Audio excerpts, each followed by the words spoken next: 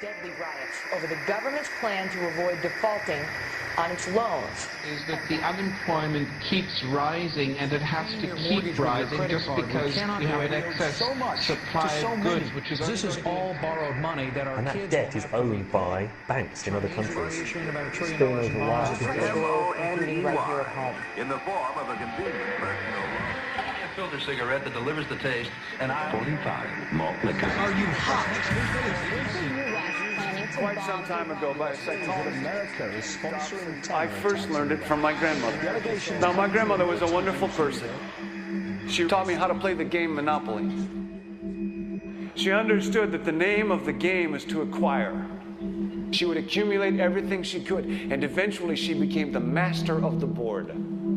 And then she would always say the same thing to me. She'd look at me and she'd say, "One day, you'll learn to play the game." One summer, I played Monopoly almost every day, all day long. And that summer, I learned to play the game. I came to understand the only way to win is to make a total commitment to acquisition. I came to understand that money and possessions, that's the way that you keep score. And by the end of that summer, I was more ruthless than my grandmother. I was ready to bend the rules if I had to win that game. And I sat down with her to play that fall. I took everything she had. I watched her give her last dollar and quit in utter defeat. And then she had one more thing to teach me. Then she said, "Now it all goes back in the box." All those houses and hotels, all the railroads and utility companies, all that property and all that wonderful money. Now it all goes back in the box. None of it was really yours. You got all heated up about it for a while. But it was around a long time before you sat down at the board. And it will be here after you're gone. Players come and players go. Houses and cars, titles and clothes, even your body. Because the fact is that everything I clutch and consume and hoard is going to go back in the box, and I'm going to lose it all. You have to ask yourself, when you finally get the ultimate promotion, when you've made the ultimate purchase, when you buy the ultimate home, when you have stored up financial security and climbed the ladder of success to the highest rung you can possibly climb it, and the thrill wears off, and it will wear off, then what? How far do you have to walk down that road before you see where it leads? Surely you understand, it'll never be enough. So you have to ask yourself the question, what matters?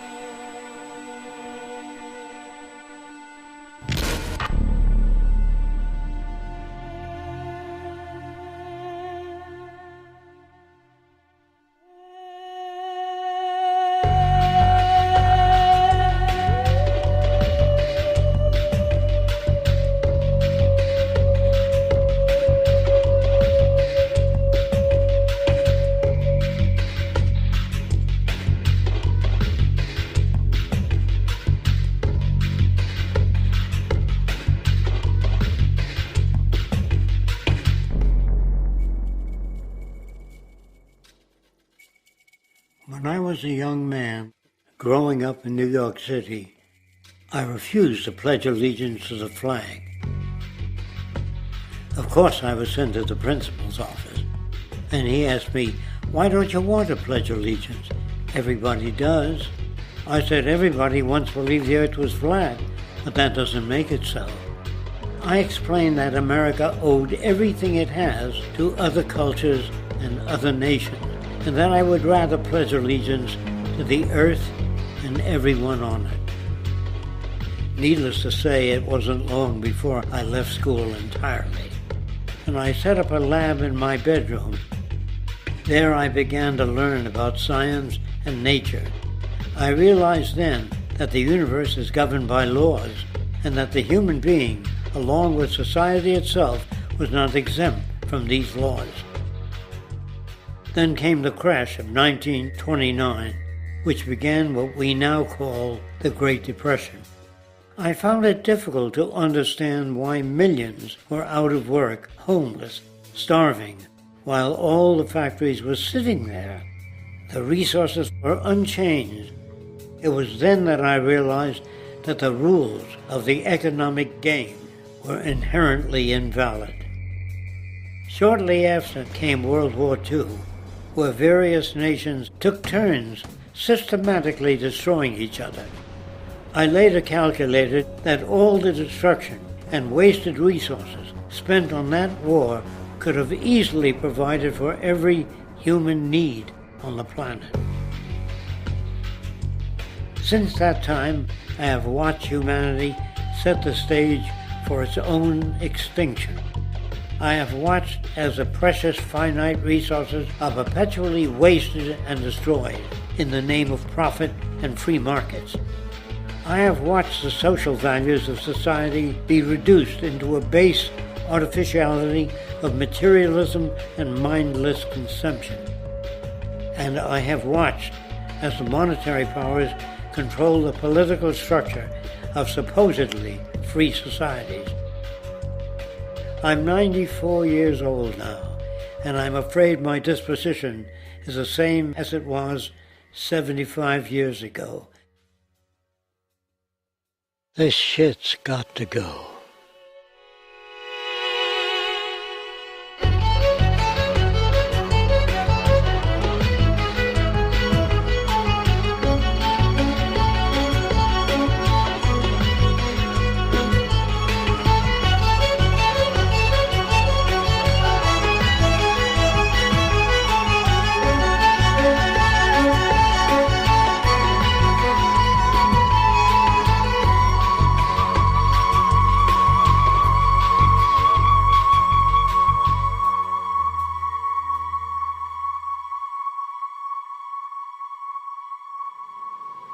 So you're a scientist, and somewhere along the way, hammered into your head is the inevitable nature versus nurture, and that's at least up there with Coke versus Pepsi or Greeks versus Trojans. So nature versus nurture, this by now utterly oversimplifying view of where influences on how a cell deals with an energy crisis, up to what makes us who we are on the most individualistic levels of personality. And what you've got is this complete false dichotomy built around nature as deterministic. At the very bottom of all the causality of life is DNA and the code of codes and the Holy Grail, and everything is driven by it. And at the other end, a much more social science perspective, which is we are social organisms, and biology is for slime molds. Humans are free of biology, and obviously both views are nonsense. What you see instead is it is virtually impossible to understand how biology works outside the context of environment. One of the most crazy-making yet widespread and potentially dangerous notions is, oh, that behavior is genetic. Now, what does that mean? It means all sorts of subtle stuff if you sort of know modern biology, but for most people out there, what it winds up meaning is, a deterministic view of life, one rooted in biology and genetics. Genes equal things that can't be changed. Genes equal things that are inevitable and that you might as well not waste resources trying to fix, might as well not put societal energies into trying to improve because it's inevitable, it's unchangeable. And that is sheer nonsense.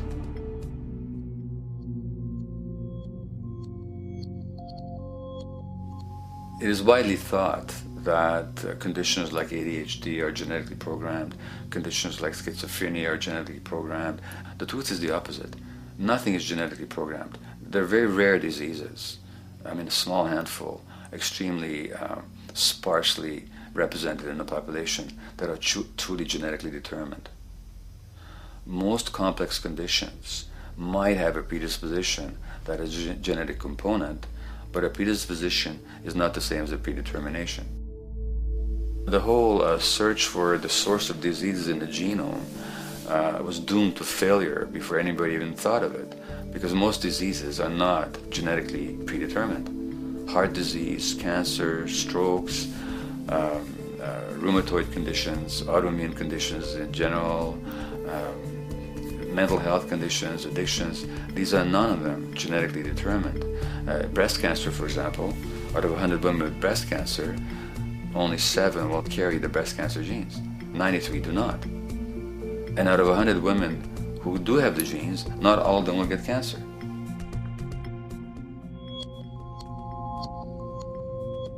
Genes are not just things that make us behave in a particular way regardless of our environment. Genes give us different ways of responding to our environment. In fact, it looks as if some of the early childhood influences of the kind of child rearing affect gene expression, actually turning on and off different genes to put you on a different developmental track, which may suit the kind of world you've got to deal with. So, for example, a study done in Montreal with suicide victims looked at autopsies of the brains of these people. And it turned out that if a suicide victim, these are usually young adults, had been abused as children, the abuse actually caused a genetic change in the brain that was absent in the brains of people who had not been abused. That's an epigenetic effect. Epi means on top of, so that the epigenetic influence is what happens environmentally to either activate or deactivate certain genes.